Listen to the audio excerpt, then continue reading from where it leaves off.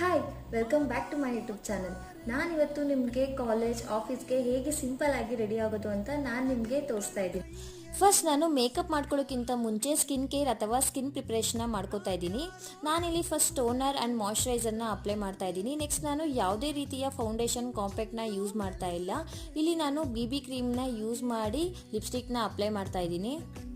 Next ನಾನು blush ಆಗಿ dusky rose colour cheek ಟಿಂಟ್ನ ಅಪ್ಲೈ ಮಾಡಿ ನೆಕ್ಸ್ಟ್ ನಾನು ಮೆಬಿಲೈನ್ ಅವರ ಕಾಜಲ್ನ ಅಪ್ಲೈ ಮಾಡ್ತಾ ಇದ್ದೀನಿ.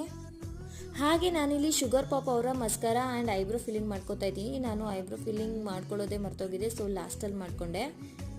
ಐಬ್ರೋ ಫಿಲ್ಲಿಂಗ್ ಮಾಡ್ಕೋಬೇಕು ಅಂತಲೇ ಏನಿಲ್ಲ, depends on your eyebrow. Next ನಾನು ನನ್ನ ಔಟ್ಫಿಟ್ಗೆ ಸೂಟ್ ಆಗೋ ಥರ ಇಯರಿಂಗ್ಸ್, ಬಿಂದಿ ಹಾಗೆ ವಾಚ್ ಹಾಕ್ಕೊಂಡು ರೆಡಿ ಆಗ್ತಾ ಇದ್ದೀನಿ.